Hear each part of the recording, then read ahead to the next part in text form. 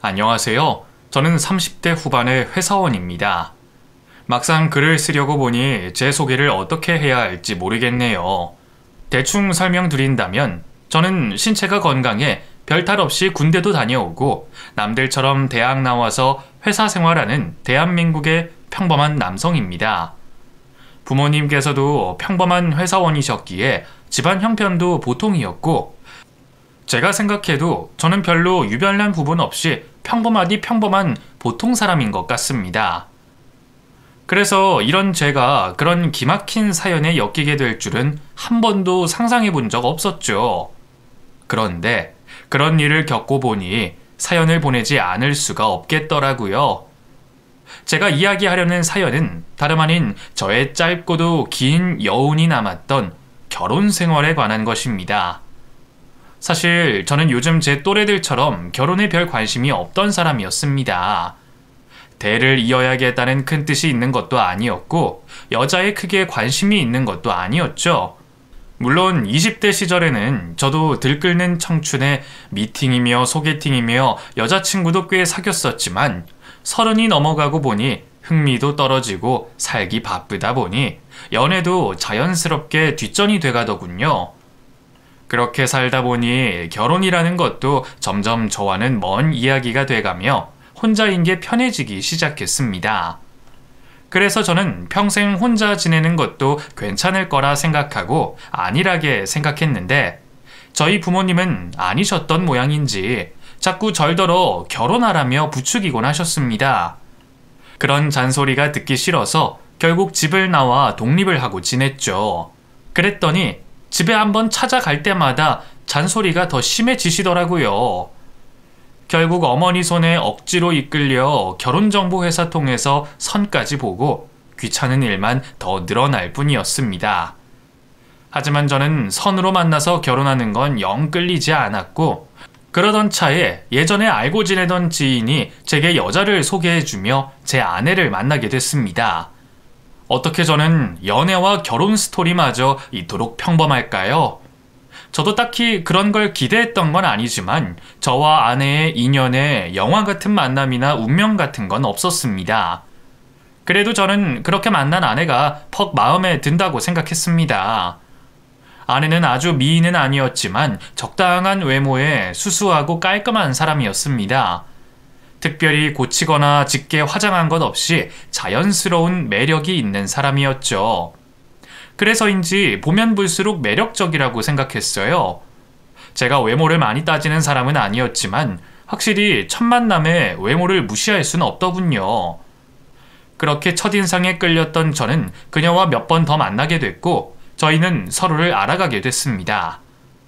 아내의 성격은 그냥 조용조용하고 평범해 보였는데 어쩌면 그래서 더 끌렸던 것 같아요. 저도 활달하고 시끄러운 성격이 아니었다 보니까 시끄럽지 않고 조용한 성격이 결이 맞더라고요. 그래서 저와 코드가 잘 맞다 생각했던 것 같습니다. 운명이나 첫눈에 반한다는 걸 믿을 만큼 순진한 나이는 아니었지만 크게 걸리는 것 없이 잘 맞는다면 이런 게 운명이라면 운명일 수도 있겠다 싶었죠. 그렇게 아내와 저는 모난 부분 없이 둥글둥글 잘 맞춰가고 있었습니다. 그렇게 저는 그녀와 결혼을 전제로 한 진지한 만남을 결심했습니다. 30 넘어서 연애를 하려다 보니 아무래도 결혼을 전제로 하지 않으면 만남을 갖는 게 부담스러웠거든요. 더군다나 독신 생활을 꿈꿨던 저와 달리 그 당시 아내는 더 늦기 전에 결혼을 하고 싶어 하는 듯 했고요.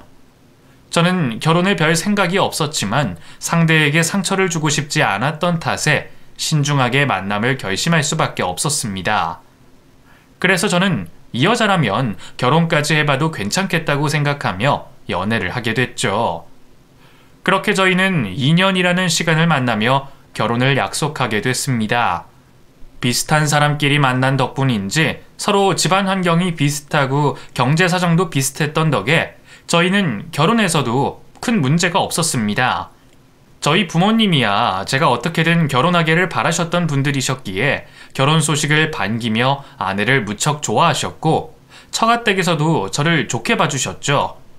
그래서 저희는 양가의 큰 반대나 문제 없이 수월하게 결혼을 할 수 있었습니다. 게다가 30 중반이 돼서 결혼을 한 덕분에 제 힘으로 집을 얻을 여력도 있었고 운이 좋게 청약에 당첨돼 브랜드 신축 아파트에서 신혼을 시작할 수 있었습니다. 결혼도 다 때가 있다더니 이렇게 술술 잘 풀리는 걸 보니 역시 제가 아내와 인연은 인연이구나 생각할 수밖에 없었죠. 그렇게 별 걱정 없이 행복하게 결혼식을 올린 저는 앞으로 아내와 함께할 날들이 기대가 됐습니다. 혼자 사는 게 더 편하다던 제가 누군가 같이 있어서 행복해질 줄은 몰랐네요. 저도 저와 잘 맞는 아내를 만나고서야 누군가와 같이 하는 행복을 느끼게 됐던 거겠죠. 그런 생각만큼 저는 정말 행복했습니다. 별 특색 없이 살던 제가 아내를 만나면서 다양한 취향이 생기고 전에는 생각해 본 적 없던 취미도 가지게 됐죠. 그렇게 저희는 여기저기 데이트를 다니고 캠핑을 가고 평범하고 행복한 신혼생활을 즐겼습니다. 크게 욕심부리는 것도 없고 과한 것도 없으니 언제까지고 이런 행복이 계속될 거라 생각했죠. 그런데 결혼 2년 차에 아내의 건강이 급격히 안 좋아지기 시작했습니다. 다름 아닌 결혼 후 이직한 아내의 직장 문제 때문이었죠. 신혼집으로 이사를 들어가며 아내가 집에서 가까운 곳으로 직장을 옮겼는데 옮긴 곳에서 새로 만난 상사와 문제가 좀 있었던 모양입니다. 업무 스타일이 완전히 다른 데다가 성격도 맞지 않아서 아내가 고생을 좀 했거든요. 그래도 처음 일하다 보면 흔히 있을 수 있는 일이다 보니 시간이 지나고 익숙해지면 괜찮을 거라 생각했습니다. 저는 다들 처음에는 텃세를 부리기 마련이니 조금 참아보라고 아내를 위로했고 아내 역시 아직 친해지지 못해서 오해를 산 것 같다며 노력해본다고 했습니다. 아내가 워낙 조용하고 조곤조곤한 스타일이라 사람들과 단번에 친해지기는 어려운 편이었거든요. 그래도 아내는 업무에 있어서는 늘 인정을 받았고 일에 열정도 있는 사람이었습니다. 활달한 성격은 아니지만 조용하고 착해서 괜히 사서 미움을 받을 사람도 아니었죠. 그래서 회사에 문제가 있다는 얘기를 들었을 때도 금방 오해를 풀고 잘 적응할 거라고 생각했습니다. 그렇게 아내는 그 후로 한동안 별말 없이 회사를 다니는 듯 했어요.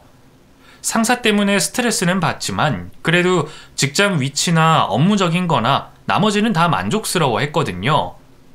아내가 일하는 업계가 나름 좁으면 좁은 분야다 보니 이직이 쉽지 않았고 저희 집 근처에는 그 정도 규모의 그 정도 페이를 주는 회사가 더 없었습니다. 아내는 아이 키우면서도 그 회사에 다니고 싶어 했고 그래서 문제 있는 상사를 더 참을 수밖에 없었을 겁니다. 하지만 버티는 것도 한계가 있는 건지 1년쯤 지난 시점부터 아내가 점점 힘들어하는 게 제 눈에도 보였습니다. 출근하기가 싫다며 우울해하고 퇴근해서 돌아오면 진이 다 빠진 사람처럼 누워있기 바빴어요. 게다가 주말이면 여기저기 나가자던 아내가 어느 날부터 귀찮고 피곤하다며 외출도 꺼려하기 시작했죠. 처음에는 저도 그냥 아내가 회사 때문에 피곤해서 그런 줄만 알았습니다. 그러다 아내가 점점 말수도 잃어가고 자주 눈물을 흘릴 정도로 스트레스를 받아 하는 걸 알게 됐습니다. 그제서야 저는 아내를 병원에 데려가게 됐고 아내는 우울증 진단을 받게 됐습니다. 저는 아내를 살리기 위해 퇴사를 권했지만 아내는 경력이 단절될까 걱정이었는지 제 말을 무시하고 출근을 이어갔습니다. 그러다 결국 완전히 한계를 맞아서야 건강 문제로 퇴사를 하게 됐죠. 차라리 좀 일찍 그만뒀더라면 상태가 빨리 괜찮아졌을지도 모르는데 아내는 우울증에 공황장애까지 얻고서야 회사를 관두게 됐습니다. 그리고 저는 더 빨리 아내를 말리지 못한 제 탓을 할 수밖에 없었죠. 아픈 아내가 걱정된 저는 아내가 회사를 관두고 집에서 완전히 회복을 하길 바랬습니다. 집안일도 아무것도 바라지 않고 그냥 속 편하게 지내며 우울증을 이겨내길 바랬습니다. 여보, 이제라도 마음 놓고 푹 쉬어. 괜히 집에 있다고 집안일하고 살림 같은 거 신경 쓸 생각도 하지 말고. 낮에는 혼자 산책이라도 좀 다녀오고 친구들도 만나고 용돈 필요하면 마음껏 써. 뭐든지 당신 편한 대로 해. 알겠지? 고마워. 역시 내 걱정해주는 건 당신밖에 없네. 당신이 날 이렇게 걱정하는데 나도 당신 말 듣고 회사 일찍 그만둘 걸 그랬어. 괜히 내 고집만 부렸다가 당신만 더 힘들게 만들었네. 나 때문에 혼자 고생하게 해서 미안해, 여보. 그런 소리가 어딨어. 서로 힘들 때 돕는 게 부부지. 나는 당신만 괜찮으면 아무 상관없어. 그렇게 아내는 우울증 약을 먹으며 정신과 치료를 받기 시작했고, 아내가 먹는 약 때문에라도 임신은 뒤로 미룰 수밖에 없었습니다. 저희가 30 중반이 돼서 만났기 때문에 결혼해서 빨리 자녀를 보고 싶기도 했었지만, 아내가 아픈 상황에 그런 건 더 이상 중요하지 않았어요. 당장 아픈 아내가 더 걱정이었던 저는 자식이고 뭐고 아내만 괜찮다면 다 괜찮을 것 같았습니다. 그렇게 저는 마음이 아픈 아내를 위해 부쩍 신경을 썼고, 제 개인 시간 하나 없이 아내에게 모든 걸 맞춰주며 아내가 하루빨리 괜찮아지길 바랬습니다. 그래도 다행히 회사 때문에 받았던 스트레스 때문이었는지 퇴사를 한 후로 아내는 전보다 훨씬 좋아졌습니다. 물론 퇴사를 하고서도 공황장애 때문에 한동안 밖에는 나가지 않고 많이 힘들어했지만, 퇴사 후 1년간 거의 집에서만 지내면서 저와 종종 외출을 하다 보니 언젠가부터 혼자 산책하고 쇼핑할 정도로 많이 좋아지더군요. 우울증이 심하면 몇 년이나 힘들어하고 안 좋으면 평생 고생하기도 한다는 소리까지 들었던 저는 1년 만에 좋아진 아내를 보며 눈물이 날 만큼 기뻤습니다. 여린 사람이 얼마나 마음고생을 심하게 했을지 안쓰러웠죠. 당신 요즘은 기분 괜찮아? 내가 보기에는 많이 좋아진 것 같은데. 그러게, 나도 요즘 많이 좋아졌다 싶어. 병원에서도 약을 줄였고, 요즘에는 자기 없이 혼자 밖에도 잘 다니고, 1년 만에 많이 나아진 것 같아. 아마 회사 안 다니니까 스트레스 받을 일이 없어서 그렇겠지. 정말 다행이다. 당신 그동안 고생 많았어. 나는 당신한테 제대로 해준 것도 없는데 당신 혼자 많이 힘들었지? 아니야, 나 좋아진 거 다 당신 덕분이야. 당신이 재촉하지 않고 묵묵히 기다려줘서 정말 위로 많이 됐어. 그동안 자기도 나 때문에 고생 많았지. 정말 고마워, 여보. 다 지난 일이라 간단하게 적었지만 사실 아내가 그렇게 되고 저도 무척 힘들었었습니다. 아내의 상태가 많이 안 좋았을 때는 아내가 매일 울고 짜증이었기에 옆에서 그걸 지켜보기만 해도 마음이 안 좋았거든요. 내가 기분을 풀어주려 해도 도움이 되지 않으니 저도 무력해지는 것 같더라고요. 하지만 내가 힘든 만큼 아내는 얼마나 더 힘들까 싶어 저는 아내를 위해 내색 않고 참았습니다. 그렇게 분명 힘든 시기가 있었지만 저희는 잘 이겨내고 있었고, 점점 좋아져가는 아내를 보며 언젠가 다시 예전처럼 아무 걱정 없는 날이 올 거라 믿었습니다. 그렇게 건강해져 가던 아내는 어느 날 제게 뜻밖의 이야기를 해왔습니다. 여보, 나 요즘 몸도 좋아졌는데 다시 일해볼까? 뭐? 갑자기 왜? 좋아진 지 얼마나 됐다고 다시 회사를 가려고? 아니, 회사는 아니고 그냥 아르바이트 같은 거라도 해볼까 해서. 1년 넘게 쉬었더니 이제는 집에만 있기 좀 심심하네. 나 요즘 공항도 안 오고 괜찮은 것 같은데 잠깐씩 파트타임으로 일하는 건 괜찮지 않을까? 글쎄, 나는 아직 좀 걱정인데. 근데 일할 곳은 있고? 사실 얼마 전에 산책하다가 집 근처에 새로 생긴 파스타 집에서 서빙 구한다는 걸 봐가지고 대학 다닐 때 서빙 알바는 몇 번 해봤거든. 아내는 쉬게 된 지 1년이 넘어가니 많이 답답한 건지 아르바이트라도 해보겠다며 말을 꺼내왔습니다. 지난 1년간 아내가 능동적으로 뭔가를 해온 게 별로 없던 탓에 솔직히 그 말이 내심 반갑기도 했습니다. 적어도 뭘 해볼 의욕은 있다는 거니까요. 하지만 한편으로는 어쩔 수 없이 걱정이 먼저 들더군요. 이제 막 좋아져가는 상황에 괜히 일을 나갔다가 또 무슨 일이라도 생기는 건 아닐까 말이에요. 아내는 몇 시간 간단하게 하는 아르바이트라 괜찮을 거라 했지만 저는 아내가 혹시나 진상 손님이라도 만나면 어쩌나 걱정이었습니다.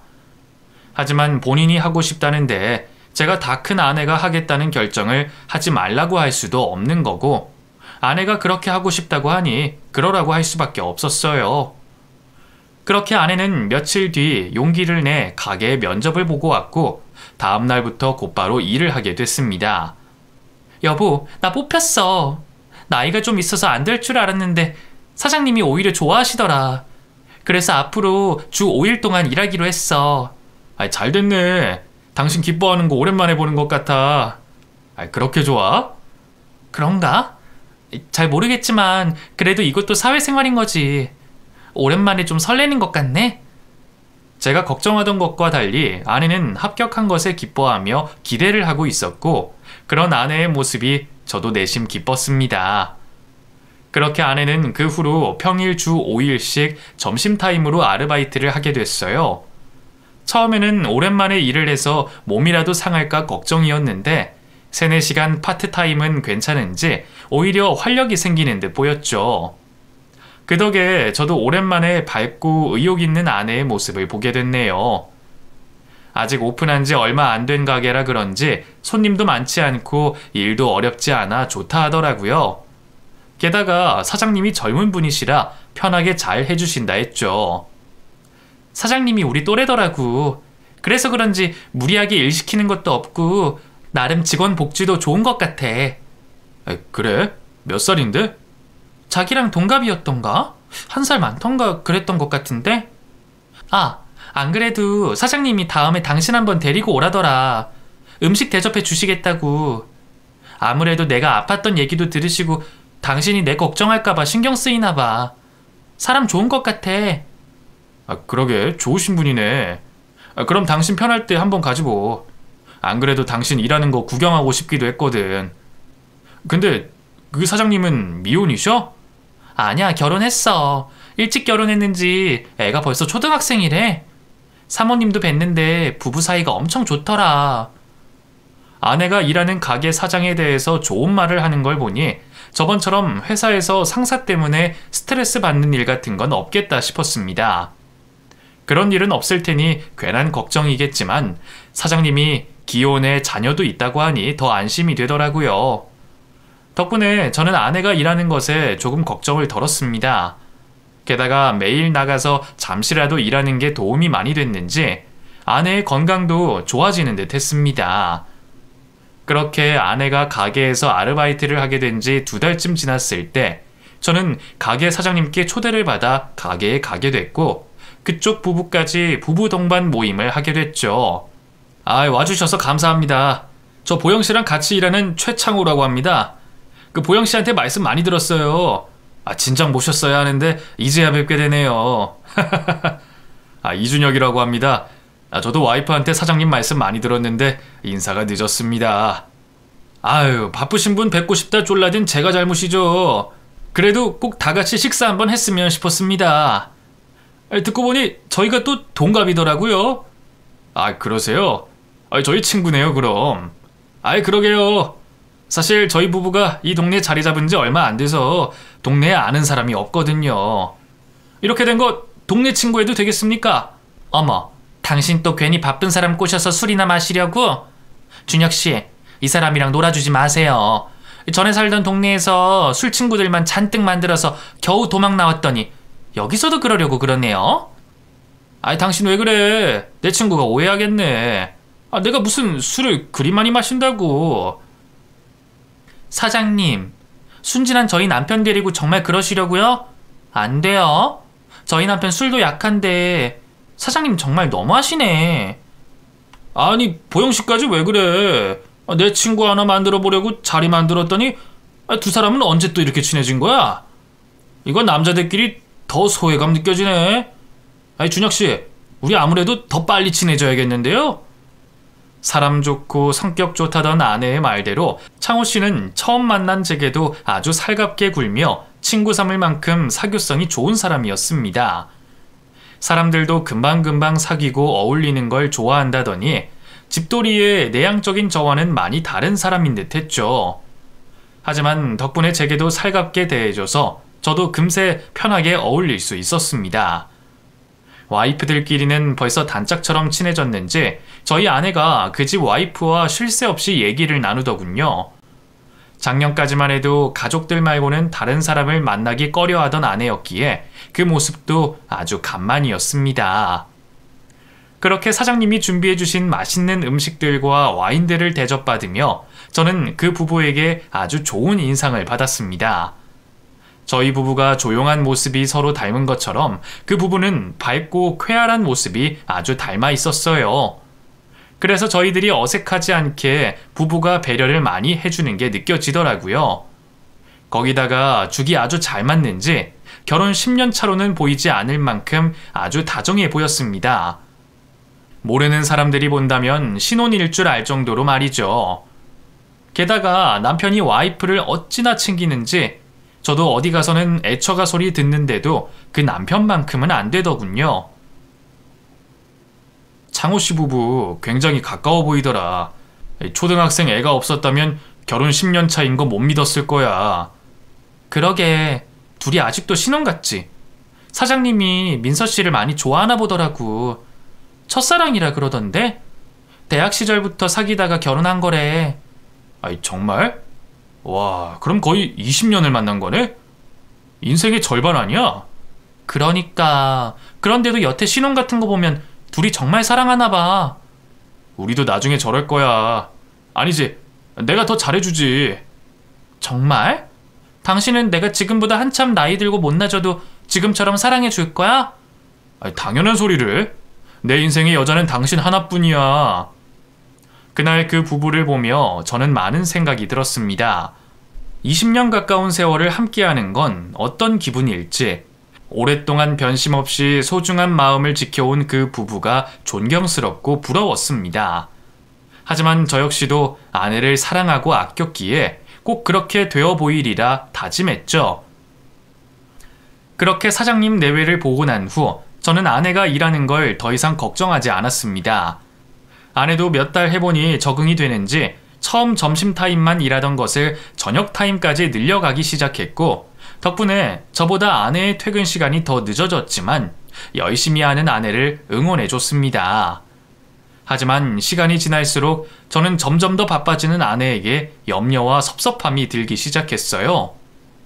그전까지는 평일 아르바이트만 하던 아내가 가끔씩 주말에까지 일손을 도와주겠다며 가게로 달려가느라 저와 데이트 약속까지 취소하게 됐거든요.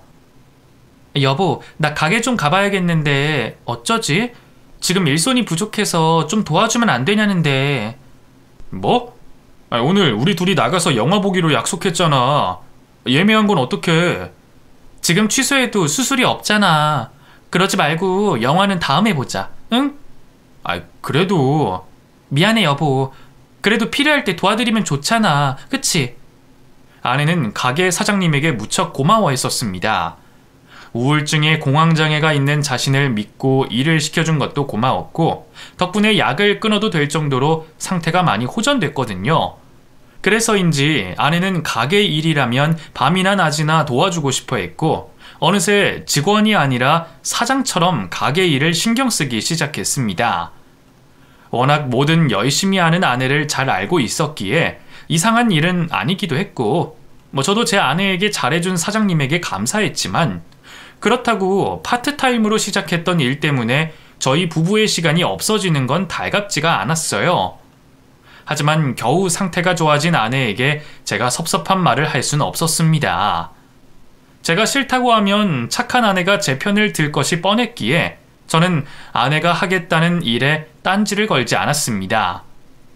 그래서 저는 아내가 가게 일로 달려갈 때마다 그냥 보내줬고, 아내가 저녁 일까지 하게 된 후로는 집에서 아내를 볼 시간도 거의 없어졌습니다.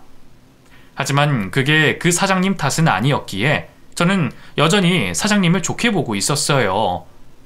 저도 활달하고 친절한 사장님 내외가 마음에 들어서 아내와 부부 동반으로 자주 술자리를 가지고 지인 이상의 교류를 했으니까요. 그렇게 시간이 흘러 아내가 가게 아르바이트를 시작한 지 1년쯤 되던 때였습니다. 별 걱정 없는 줄 알았던 어느 날, 정말 믿고 싶지 않은 일이 벌어졌죠. 여보세요? 혹시 김보영 씨 아십니까? 예, 제 와이프인데요. 왜 그러시죠? 여기 땡땡병원인데 빨리 와주셔야겠어요. 그게 무슨 말씀이세요? 병원이라뇨? 저희 와이프가 어디 다쳤나요? 무슨 일인 거죠? 자세한 건 오시면 설명드릴 테니까 우선 와주세요. 갑자기 집에서도 멀리 있는 병원에서 전화가 오더니 제 아내가 병원에 있다며 급하게 와달라고 하는 겁니다. 대체 무슨 일인지 이유도 알려주지 않고 말이죠. 너무 놀란 저는 곧장 병원으로 가기 위해 서둘러 차키를 찾았습니다. 근데 도대체 차키가 어딨는지 보이질 않더군요. 그제서야 저는 아내가 친구들과 여행을 가겠다며 차를 가지고 간 것을 기억했습니다. 아내가 오랜만에 대학 동창과 여행을 가겠다기에 저는 아내를 1박 2일 여행을 보내고 혼자 집에 있었거든요. 결국 저는 밖으로 나가 다급히 택시를 잡았고 병원으로 달려가는 길에 장인 장모님께 연락을 드렸습니다. 병원에 도착해서 상황을 확인하고 전화를 드릴까 생각도 했지만 무슨 일인지 모르니 한시라도 빨리 알려드려야겠다 싶었어요. 그렇게 저는 택시로 무려 2시간을 타고 내려가 어느 지방의 한 대학병원에 도착하게 됐습니다. 여기 전화 받고 왔는데요. 제가 김보영 환자 보호자입니다.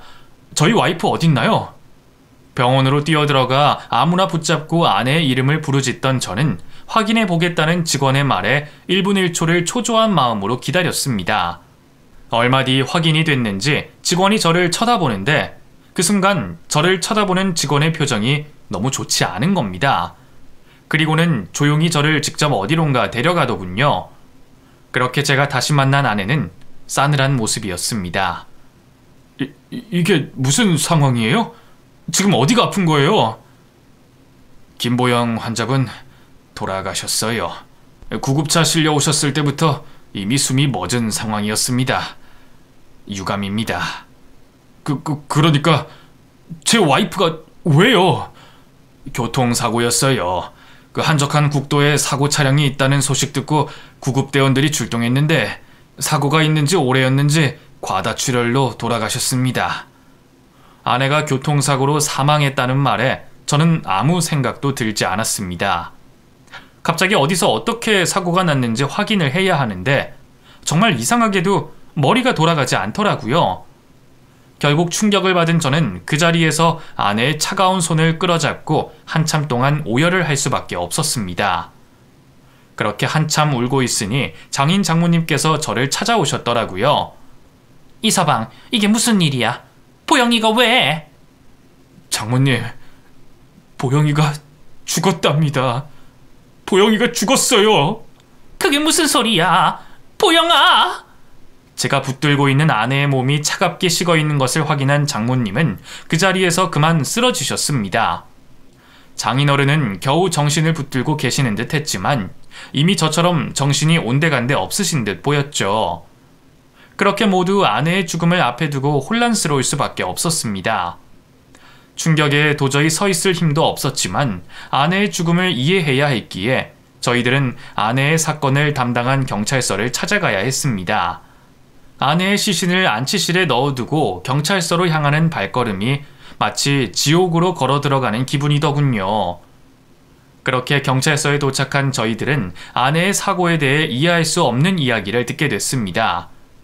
아내가 동승자 하나 없이 혼자 차에 있었고 그 바람에 사고를 당하고도 구조되지 못해 과다출혈로 죽었다는 얘기였습니다.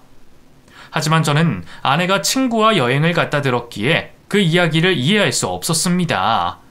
그럴 리가 없어요. 보영이는 분명 친구랑 같이 여행을 간다고 그랬는데 혹시 그 친구분 누군지 아십니까? 제가 잘 아는 사람은 아니고 대학 동창 누구였는데 아마 와이프 핸드폰에 연락처가 있을 겁니다. 그 아내분 핸드폰 지금 가지고 계신가요? 아니요. 여기는 없는데 아마 병원에 있을 거예요. 제가 다시 가서 찾아보겠습니다. 예, 그럼 우선 동승자 확인부터 해주시고요. 저희는 저희대로 계속 수사를 하겠습니다.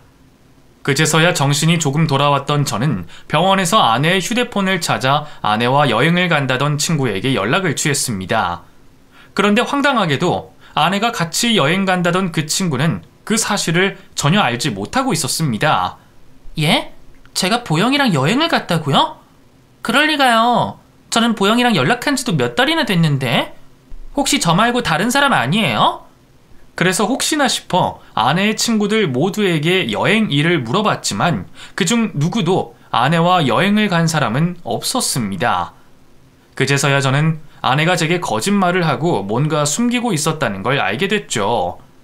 그런 상황에 수사는 더 이상 진척이 없었습니다. 수사 결과 운전을 한 것도 아내가 맞았고 차 안에 다른 동승자의 흔적은 없다더라고요. 저한테 여행을 간다면서 차까지 끌고 나간 사람이 혼자였다니 저는 죽은 아내를 깨워 묻고 싶은 심정이었습니다. 게다가 더 이상한 것은 그날따라 블랙박스가 꺼져 있었다는 거였죠.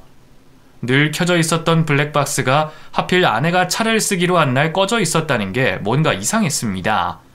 하지만 경찰에서는 아무래도 혼자 차량을 운행하다 사고가 난 게 맞는 것 같다며 조사를 종결한다고 알려왔고 하루빨리 따님의 장례를 치르고 싶어 하셨던 장인 장모님에 의해 결국 더 이상의 조사 없이 아내의 장례를 치르게 됐습니다. 하지만 그 순간까지도 저는 아내의 죽음을 받아들일 수 없었어요.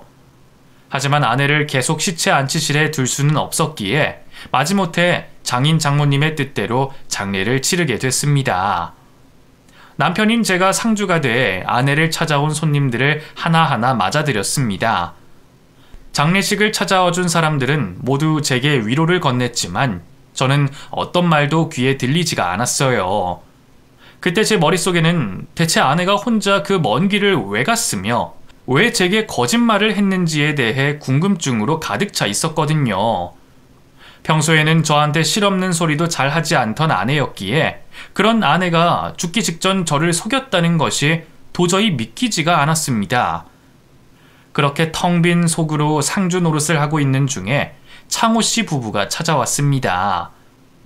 준혁 씨, 저희 왔어요. 세상에 이게 갑자기 무슨 일이에요.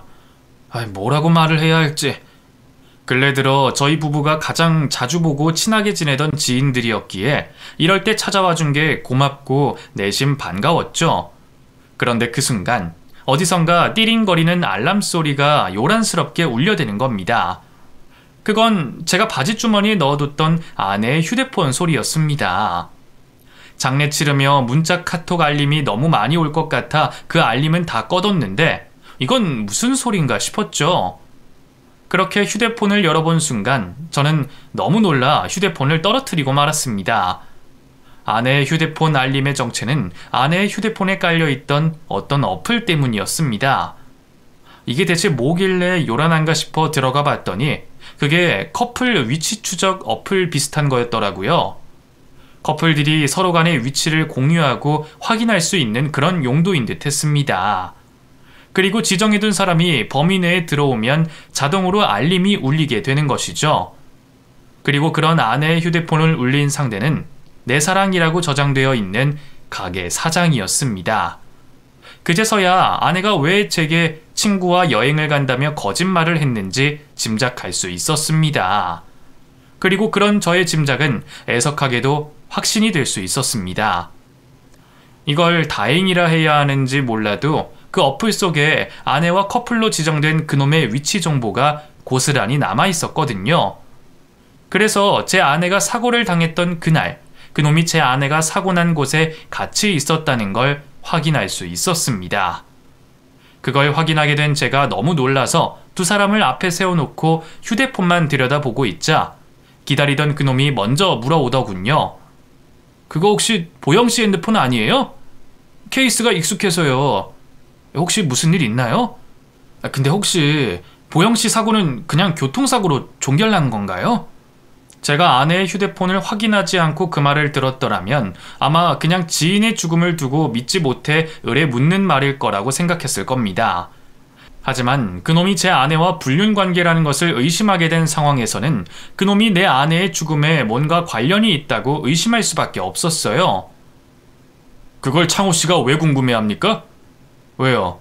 저희 와이프가 무슨 사고로 죽었는지 혹시 알고 있는 거예요? 예? 그걸 제가 어떻게 알아요? 저는 그냥 궁금해서 물어본 거죠. 교통사고로 사망했으니 수사를 했을 텐데 경찰에서 수사가 다 끝나서 장례를 치르는 건지 궁금해서요. 그 사람의 그런 질문 덕분에 저는 아내와 그놈의 관계를 확신할 수 있었습니다. 분명 뭔가 있구나. 그리고 두 사람이 그동안 만나온 게 맞구나라는 걸 완전히 깨닫게 된 저는 허무함에 웃음이 나왔습니다. 나는 여태 갑작스러운 아내의 죽음에 충격받고 물 한 모금 먹지 못하고 슬퍼하고 있었는데 그게 다 저딴 놈이랑 외도를 저지르다 벌어진 일이라고 하니 아내에 대한 배신감이 물밀듯 밀려오더군요. 이건 믿는 도끼에 발등 찍히는 정도가 아니라 저희 결혼과 제 인생이 송두리째 흔들리는 기분이었습니다.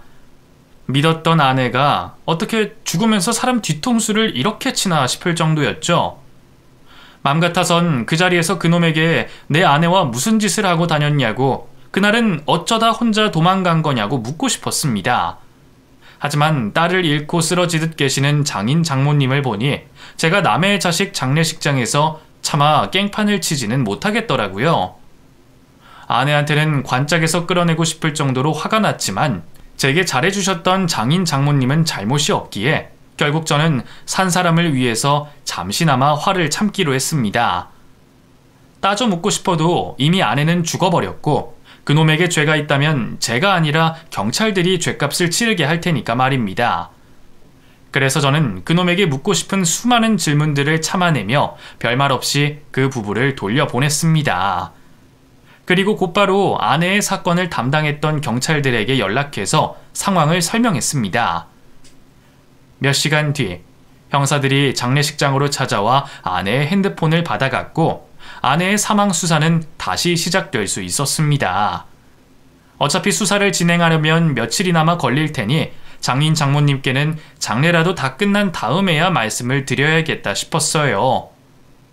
겨우 자식 장례 치르자마자 다시 충격을 받으시겠지만 그게 제가 할 수 있는 최대한의 배려였습니다. 결국 형사들이 그놈을 동승자로 수사를 다시 하게 됐고 얼마 뒤 저는 충격적인 조사 결과를 받게 됐습니다. 아내가 죽던 날 그놈이 마지막까지 같이 있었던 게 맞았더군요. 형사들이 확인한 그놈의 휴대폰 통신사 위치 추적 결과가 제가 어플로 확인한 것과 일치했습니다. 두 사람은 이미 몇 달 전부터 외도를 저지르고 있었습니다. 하루 종일 가게 안에 붙어 있으면서 대놓고 연애질을 했던 거죠. 둘이서는 그러고 있으면서 괜히 부부 동반 자리를 만들어 서로의 배우자를 철저히 속이면서 말입니다. 제가 두 사람 사이를 전혀 의심하지 않았던 것은 서로가 배우자에게 끔찍했기 때문이었는데 그것도 다 거짓이었네요. 일을 핑계로 한 공간에 붙어 있으면서 별짓을 다 할 수 있었으니 얼마나 편안하고 행복했을까요? 각자의 배우자들이 받을 고통은 생각지도 않은 채 그런 파렴치한 짓을 한 아내와 그놈이 찢어 죽이고 싶을 만큼 증오스러웠습니다. 하지만 저는 아내가 죽어버려 원망할 대상마저 사라져버렸네요. 그리고 그게 다름 아닌 상간남의 탓이라는 걸 알게 됐습니다. 몰래 외도 중이던 두 사람은 가게 안에서만 만나는 게 답답했는지 각자 집에 거짓말을 하고 여행을 떠나기로 했고 여행길에서 직접 차를 운전하던 아내가 운전 미숙으로 사고를 냈습니다. 당시 아내는 밤길에 운전을 하다가 운전 미숙으로 브레이크 대신 악셀을 밟았고 그 바람에 엄청난 속도로 커다란 가로수를 들이받으며 사고가 벌어졌습니다. 사고로 운전석이 형체가 보이지 않을 정도로 손상됐고 그런 걸 보면 아내는 크게 다쳤을 겁니다. 하지만 사인이 과다출혈이었기에 곧바로 병원으로 옮겼다면 아내는 지금 살아있었을 테죠. 하지만 옆에 타고 있던 그놈은 자기가 차에 같이 타고 있던 흔적을 모두 지우고 다친 아내를 두고 호련히 사라져버렸습니다. 덕분에 한참 늦게 구조가 된 아내는 결국 차에서 죽고 말았던 거죠. 그놈은 자신의 불륜 사실이 드러나게 될까봐 두려워 다친 사람을 두고 도망갔던 겁니다. 집에 거짓말을 하고 미래를 즐겼으니 사고가 나서 같이 있었다는 게 밝혀지면 불륜 사실이 들통나 돌이킬 수 없을 거라 생각했겠죠. 그래서 그놈은 자기 죄가 드러날까 싶어 다친 사람을 두고 도망쳤고 그 바람에 제 아내는 죽고 말았습니다. 어떻게 보면 아내에게도 잘못이 있겠네요. 애초에 그런 거짓말을 하지 않고 불륜을 저지르지 않았더라면 그런 사고도 사망도 없었을 테니까요. 그래서 벌을 받은 건진 몰라도 그날의 사고는 두 사람의 잘못이 불러온 비극이었습니다. 제 아내는 자기 죗값을 과하게 치렀지만 도망갔던 그놈은 사람 죽여놓고 뻔뻔하게 장례식장까지 찾아왔네요. 하지만 그것도 결국 두 사람의 불륜 덕분에 밝혀지게 됐죠. 아내가 바람을 피느라 그런 위치 추적 어플을 깔았던 덕분에 말입니다. 알고 보니 그놈은 제 아내가 자신의 위치를 추적하고 있었다는 것도 전혀 모르고 있었습니다. 죽은 사람에게 왜 그랬나 물어볼 수는 없지만 아마 불안해서 그랬던 게 아니었을까 싶었어요. 바람 피우며 남을 속이고 있으니 혹시나 그놈이 다른 데서 그러고 다닐까 불안했을지도 모르죠. 어찌됐건 그 바람에 모든 진실이 밝혀졌으니 좋아해야 할까요? 결국 그런 짓을 벌인 그놈은 재판에 넘겨지게 됐고 몇 달 뒤 저는 장인어른으로부터 재판 결과를 전해 듣게 됐습니다. 살인의 고의는 없었지만 버려두고 죽게 만든 고의가 있었기에 미필적 고의에 의한 상해치사로 3년의 실형을 선고받게 됐다고 들었습니다. 한 사람이 죽었는데 고작 3년을 살고 나오는 게 맞는지 모르겠지만 이제 와서 제가 바람난 아내 대신 억울해할 이유는 없겠죠. 그런데도 왜 마음이 안 좋은지 모르겠네요. 어쩌면 제가 아내를 용서하고 싶어도 용서할 수도 없는 불행스러운 입장이라 그런지도 모르겠습니다. 그 후 몇 달 뒤 저는 민서 씨가 그놈과 이혼을 하고 이사를 떠났다는 것을 알게 됐습니다. 저도 아내와 살던 집을 처분하려고 동네 부동산을 돌아다니고 있었는데 거기서 민서 씨와 만나게 됐거든요. 저 남편이랑 이혼했어요. 집은 위자료 대신 제가 받아서 처리하기로 했고 집 팔리면 바로 이사 가려고요. 사실 저도 집 내놓으려고 왔어요. 아무래도 같이 살던 집에서 살기가 껄끄럽더라고요. 아마 민서 씨도 그러겠죠. 그러게요.